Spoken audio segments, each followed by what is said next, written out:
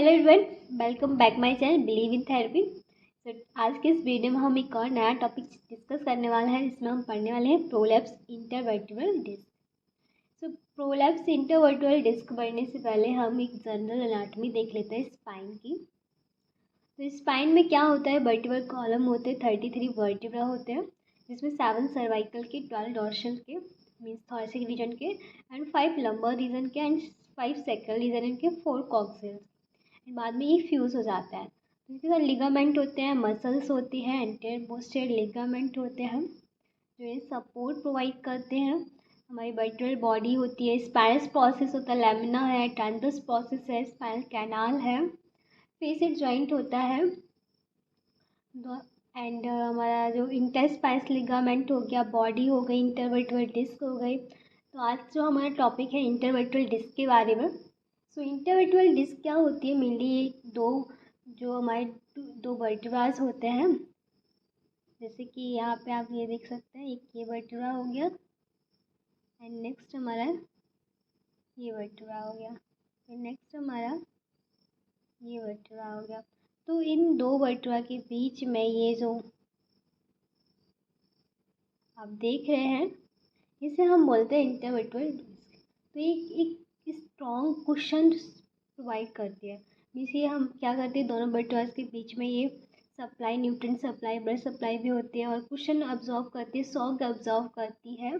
और हमारे जो वर्टिब्रास हैं उन्हें यहाँ से, जैसे न्यूक्लियर पल्पोसस होता है, इसके अंदर एनुलर फाइब्रोसिस होता है, तो इसकी सप्लाई होती है। तो जब हमारी ये इंटरवर्टिब्रल डिस्क है जो प्रोलैप्स कर जाती है, तो यहाँ का जो भी फ्लूइड होता है, जैसे न्यूक्लियस पल्पोसस हो गया, सेंटर में होता है, एंड न्यूक्लियस फाइब्रस होता है वो अराउंड होता है। जैसे ये हमारा हो गया, ये हमारा न्यूक्लियस पल्पोसस हो गया, और ये इसके सराउंडिंग एरिया हमारा न्यूक्लियस फाइब्रोसिस हो गया। तो ये क्या करता है, बड़े सी हमारी डिस्क होती है, प्रोलैप्स होती है, तो ये यहाँ से बाहर अपने निकलने लगते हैं। जैसे हम बोलते हैं कि इसमें हमारी जो प्रोलैप्स इंटरवर्टिब्रल डिस्क होती है, इसमें जो देखने को मेनली मिलता है कि प्रोट्रूजन और एक्सट्रूजन। मीन्स ये हमारी डिस्क से यहाँ से बाहर निकलने लगते हैं। पहले तो यहाँ पे एक हमारा लिगामेंट होता है, पोस्टीरियर लिगामेंट, और इस साइड हमारा एंटीरियर लॉन्गिट्यूडनल लिगामेंट। तो पोस्टीरियर लॉन्गिट्यूडनल लिगामेंट होता है, वो सपोर्ट प्रोवाइड करता है, बाहर नहीं निकलने देता है। बट कुछ टाइम बाद ये पोस्टीरियर लॉन्गिट्यूडनल लिगामेंट भी वीक हो जाता है, और हमारा जो न्यूक्लियस पल्पोसस है वो एंक्लोसिव फाइब्रोसिस से भी बाहर निकल के, और हमारी जो लिगामेंट है उसे भी टेयर करके एक्सीड कर जाता है बाहर, जिसे हम बोलते हैं स्टेज ऑफ सिक्वेस्ट्रम। सो हम देखते हैं इसमें कि रेलिवेंट इसकी अनाटमी क्या है प्रोलैप्स इंटरवर्टिब्रल डिस्क की। सो इंटरवर्टिब्रल डिस्क लाइक कंसिस्ट करता है 3 डिस्टिंक्ट कंपोनेंट। 3 कौन से ऐसे कंपोनेंट्स होते हैं वो देखते हैं। फर्स्ट हमारा होता है cartilage end plate, and second is nucleus pulposus, and third is annulus fibrosis. तो जैसे कि हम यहाँ पे आपको दिखाते हैं, ये हमारा फर्स्ट वर्टिब्रा हो गया, ये हमारा सेकंड वर्टिब्रा हो गया। तो इन दोनों के बीच में जो हमारा ये डिस्क फॉर्म हो रहा है, तो इसकी जो कार्टिलेज एंड प्लेट होती है वो हमारी इसके बीच में हमारे यहाँ देखने को मिलेगी। जैसे कि हम आपको यहाँ डायग्राम में दिखा देते हैं। यहाँ ये एक वन वर्टिब्रा, एक सेकेंड वर्टिब्रा, उसके बीच में हमारी डिस्क फॉर्मेशन हो रहा है, जिसे हम बोलते हैं ये पूरा जो हो गया इंटरवर्टिब्रल फोरामिन। तो यहाँ आप देख सकते हैं, यहाँ पे नर्व रूट है, इन दोनों के बीच में जो जॉइंट फॉर्मेशन हो रहा है फेसिस जॉइंट बोलते हैं। ये हमारा पोस्टीरियर लॉन्गिट्यूडनल लिगामेंट हो गया, ये हमारा एंटीरियर लॉन्गिट्यूडनल लिगामेंट हो गया। तो यहाँ पे जो आप देख रहे हैं ये हमारा है, इसी स्ट्रक्चर को हमने यहाँ दिखाया है। ये हमारे सेंटर में जो हो गया न्यूक्लियस पल्पोसस, एंड बाहर जो हमारा एनुलस फाइब्रोसिस। तो ये हमारा जनरल स्ट्रक्चर होता है। तो हमारे क्या कंसिस्ट करते हैं vertebral disc, cartilage end plate, तो जो हमने आपको दिखाया यहाँ पे जो हमारी एंड प्लेट होती है, and thin layer nucleus pulposus and annulus fibrosis. Next point है हमारा the cartilage plate a thin layer of hyaline cartilage between adjacent vertebras body. Means दोनों एडजेसेंट जो वर्टिब्रास बॉडी होती है, तो हमारा जो कार्टिलेज होता है, जो एंड प्लेट होती है वो कार्टिलेज मतलब हाइलाइन कार्टिलेज से फॉर्मेशन होती है। And next is the disc receive nutrition from the vertebral bodies. जो डिस्क होती है वो न्यूट्रिशन कहाँ से उसे मिलता है, हमारी वर्टिब्रल बॉडी से। ओके, नेक्स्ट पॉइंट है हमारा, जैसे कि यहाँ डायग्राम में देख ही लिया है। सो जो न्यूक्लियस पल्पोसस और nucleus fibrosis, nucleus pulposus centre में हो गया, न्यूक्लियस फाइब्रोसिस हो गया हमारा सराउंडिंग एरिया। तो न्यूक्लियस पल्पोसस एक जेलेटिनस लाइक स्ट्रक्चर होता है, मटेरियल होता है जो क्लोज होता है एनुलस फाइब्रोसिस के अंदर। जो एनुलस फाइब्रोसिस क्या होता है, ये कंपोज करके रखता है एक रिंग फॉर्मेशन में, फाइब्रो जो बना होता है फाइब्रोकार्टिलेज का। ये जेलेटिनस मटेरियल होता है, ये हमारा फाइब्रोकार्टिलेज का बना होता है। सो फर्स्ट पॉइंट है हमारा इसमें, nucleus pulposus is gelatinous material, it is include in annulus fibrous, include in annulus fibrous के अंदर। And annulus fibrous is compose of concentric ring of fibrocartilage tissues. जो एनुलस फाइब्रोस होता है surrounding area में होता है, ये रिंग फॉर्मेशन करता है, एंड ये जो बना होता है वो फाइब्रोकार्टिलेज टिश्यू से मिलकर बना होता है। सो नेक्स्ट हम देखते हैं इसकी पैथोलॉजी के बारे में। सो इसकी जो पैथोलॉजी होती है डिस्क प्रोलैप्स की, उसमें क्या हमें देखने को मिलता है, मेनली एक्सट्रूजन एंड प्रोट्रूजन। तो एक्सट्रूजन और प्रोट्रूजन क्या होते हैं पहले ये समझ लेते हैं। हम आपको एक डायग्राम के थ्रू समझाते हैं। तो यहाँ आप डायग्राम के थ्रू देख सकते हैं स्टेज, हमारे stage of degeneration, stage of protrusion, stage of extrusion and stage of sequestration. तो स्टेज ऑफ डिजनरेशन में क्या होता है कि जब हमारी जो नॉर्मल प्रोलैप्स जो डिस्क होती है, जब उसमें प्रोलैप्स होता है तो हमारे वहाँ पे डिजनरेशन देखने को मिलता है। तो डिजनरेशन क्या है, यहाँ पे ये जो हमारा ये हमारी जो डिस्क हो गई, इंटरवर्टिब्रल डिस्क हो गई, हमारे वर्टिब्रास हो गए। तो यहाँ जो डिस्क है तो उसमें ये हमारा हो गया सेंटर में न्यूक्लियर पल्पोसस, एंड उसके सराउंडिंग एरिया में हमारा एनुलस फाइब्रोसिस हो गया। तो इसमें क्या, जब डिजनरेटेड होगा तो हमारे जो ये न्यूक्लियस पल्पोसस है ये इसे टियर करते हुए बाहर निकलेंगे। तो ये हमारा लिगामेंट है, जिसे हम पोस्टीरियर लॉन्गिट्यूडल लिगामेंट बोलते हैं।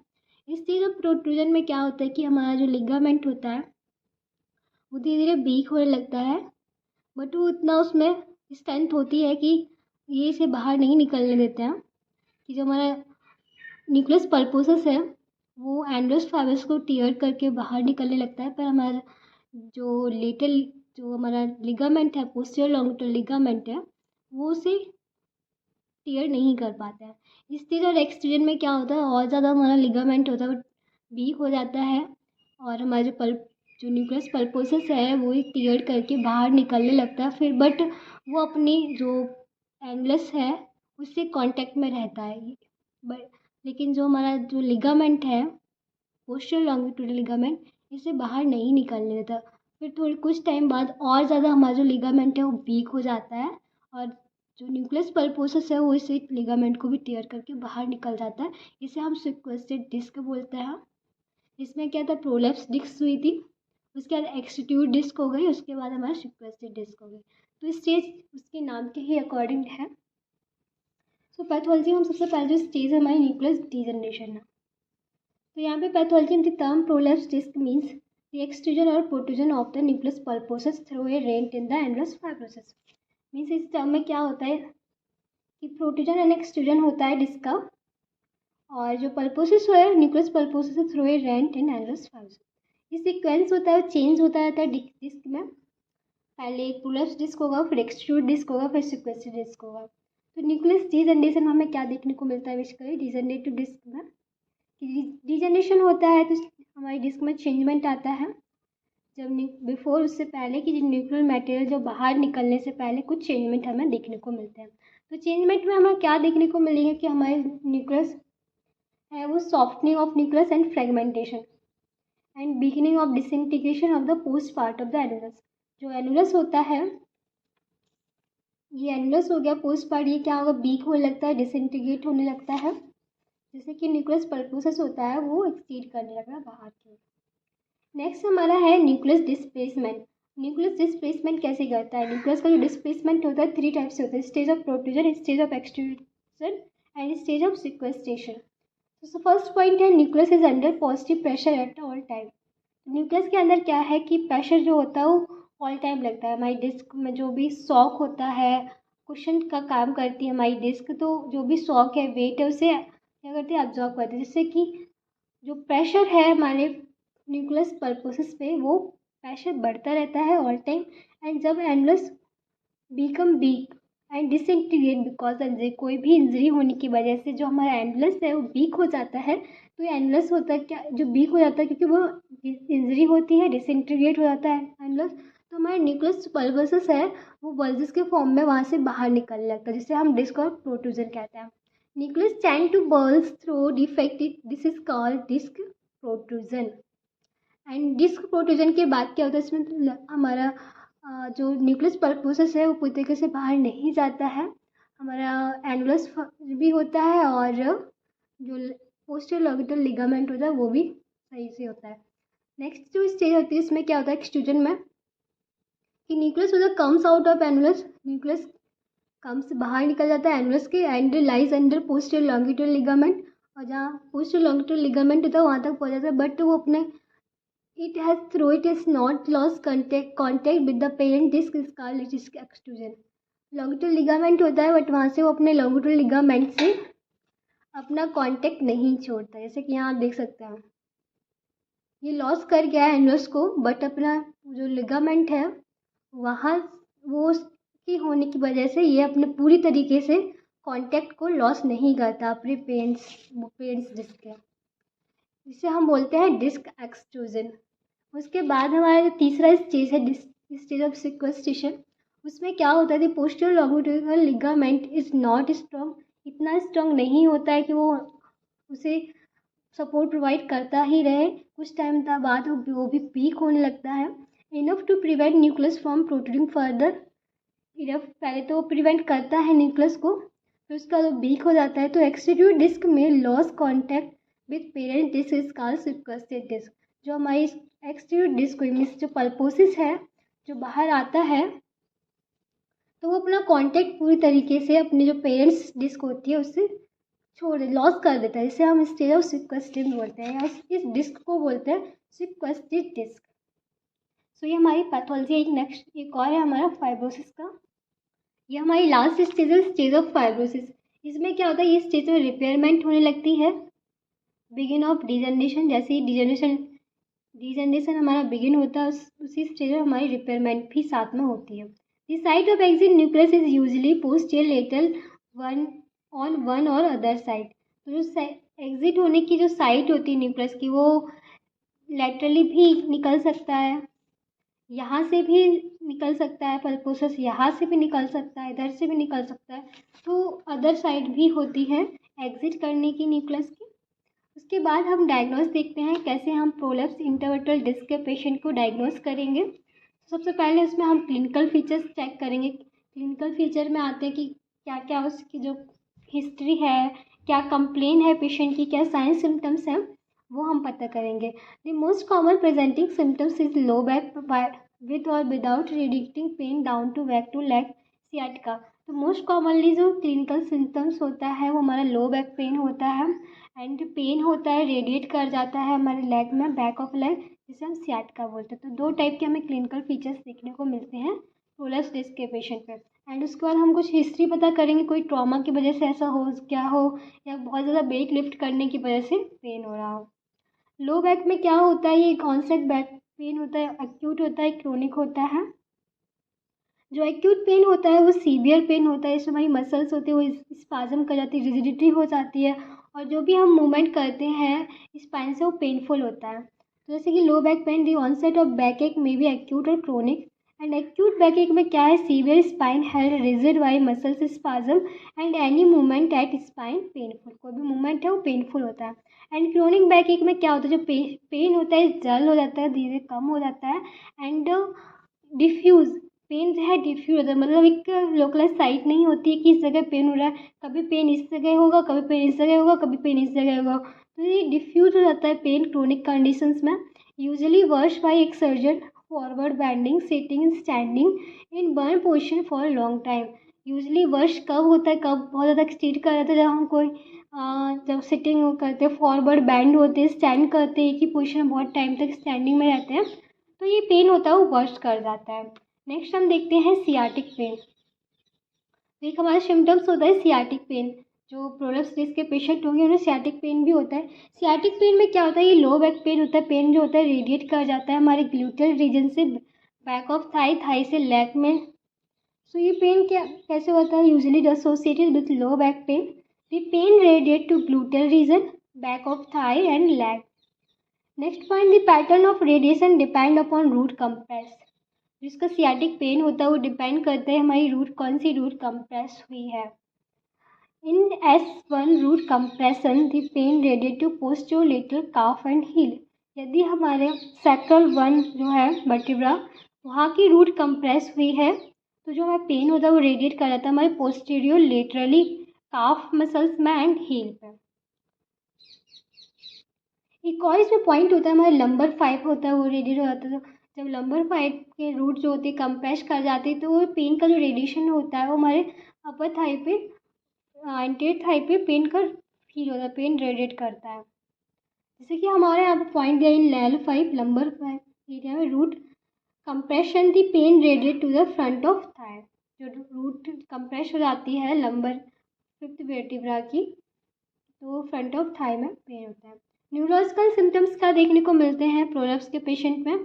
कि कॉमन सिम्टम्स होता है, कॉमन कंप्लेन होती है, पैरेस्थीसिया की कंप्लेन होती है और जो नर्व रूट होती है वो अफेक्टेड हो जाती है, नमनेस होती है लेग में, वीकनेस होती है हमारी मसल्स में, कंप्रेस कर जाते हैं रूट एंड कुछ और अदर डिजीज प्रॉब्लम्स देखने को मिलती हैं। The patient complain paresthesia, dermatome of the affective nerve root. जो नर्व रूट होती है इसके डर्मिटोम होते हैं वो अफेक्ट कर जाते हैं।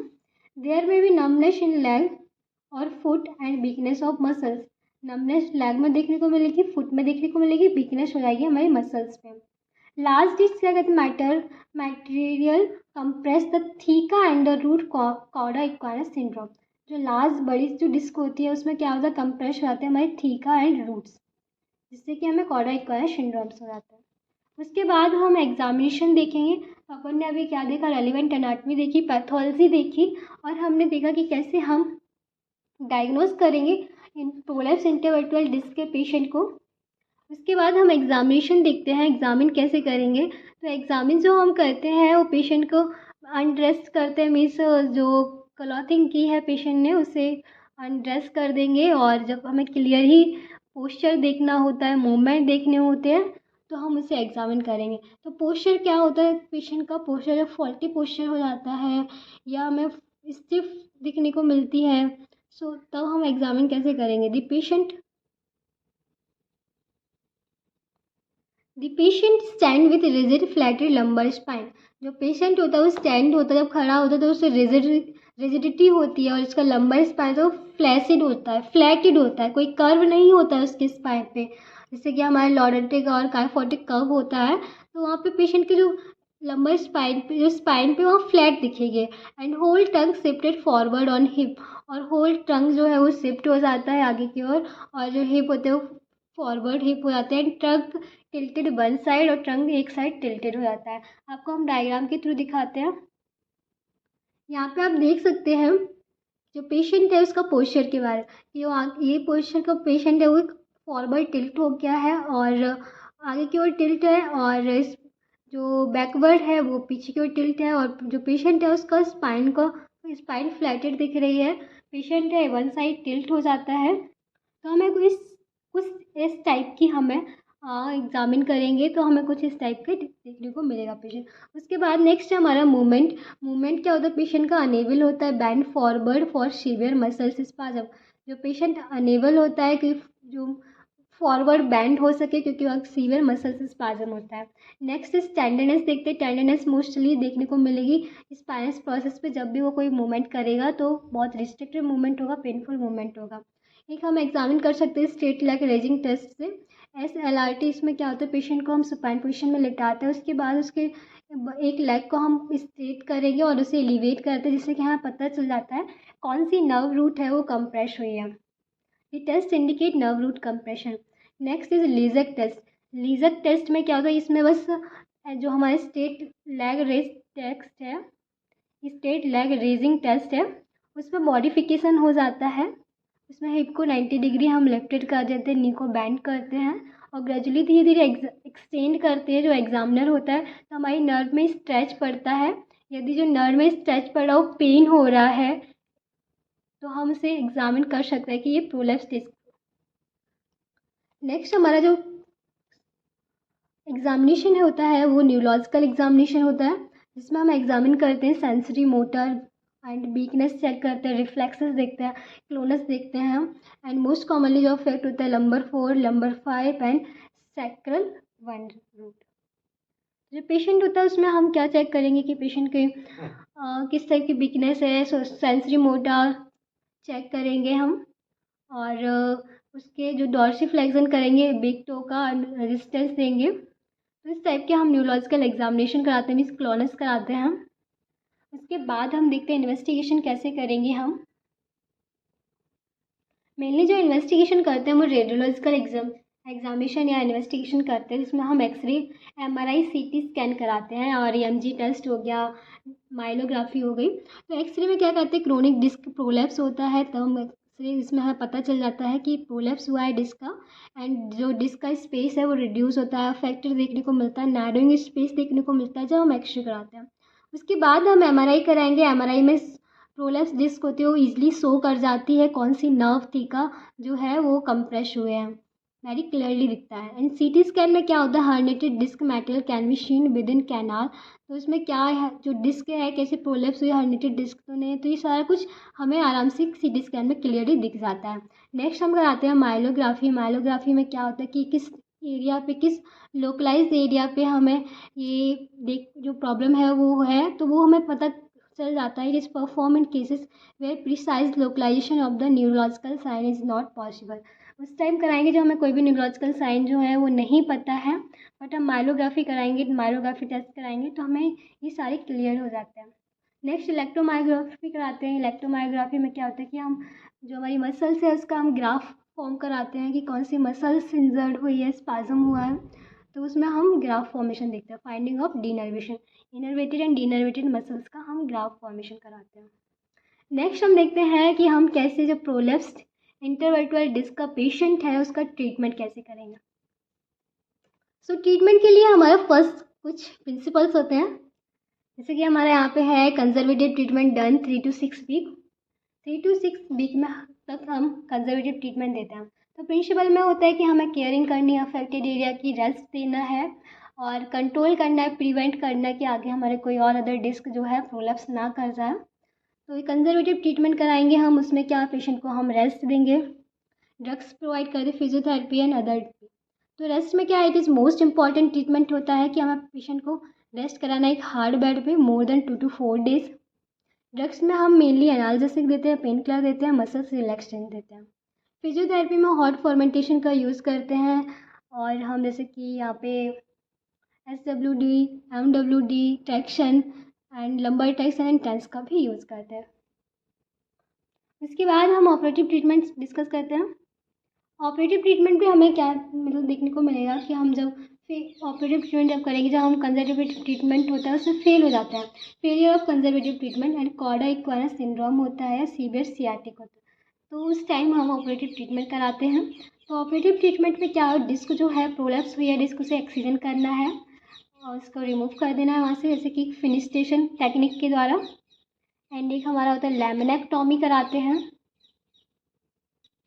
लैमिनेक्टॉमी में क्या होगा कि यहाँ पे एक लैमिना में एक होल करते हैं एंड उसमें वाइडर एक्सपोजर करते हैं उसे, लैमिनेक्टॉमी होता है। एक हमारा है हेमी लैमिनेक्टॉमी। हेमी लैमिनेक्टॉमी में जो लैमिना को एक साइड से हम रिमूव कर देते हैं। फिर उसके बाद हमारा डबल बार हो गया लैमिनेक्टॉमी। एक हमारा था ये लैमिनोटॉमी था, ये हमारा लैमिनेक्टॉमी है। इसमें हम दोनों साइड के जो लैमिना होते हैं उन्हें रिमूव करते हैं, स्पाइनस प्रोसेस के साथ रिमूव कर देते हैं।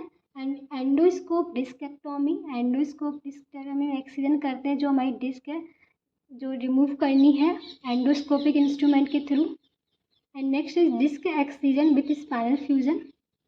डिस्क को जो भी स्पाइनल फ्यूज़ हुई है डिस्क, उसे हमें एक्सीजन करना है एंड डिस्क रिप्लेसमेंट कर देता है। तो ये हमारा ट्रीटमेंट था, ऑपरेटिव ट्रीटमेंट। तो आज के इस वीडियो में हमने डिस्कस किया हुआ है प्रोलैप्स डिस्क के बारे में, उसकी रेलिवेंट एनाटमी देखी है, उसके हमने क्लिनिकल फीचर्स डिस्कस किया है, पैथोलॉजी देखी है एंड एग्जामिनेशन किया है और डायग्नोसिस की। उसके बाद हमें ट्रीटमेंट देखा है, operative and non operative treatment. I hope आपको वीडियो अच्छा लगा होगा। हेल्पफुल रहा होगा। ये एग्ज़ाम में बहुत बार पूछा जाता है, डिटेल में आता है, लॉन्ग आंसर दे पूछते हैं। Thank you so much. Like and subscribe.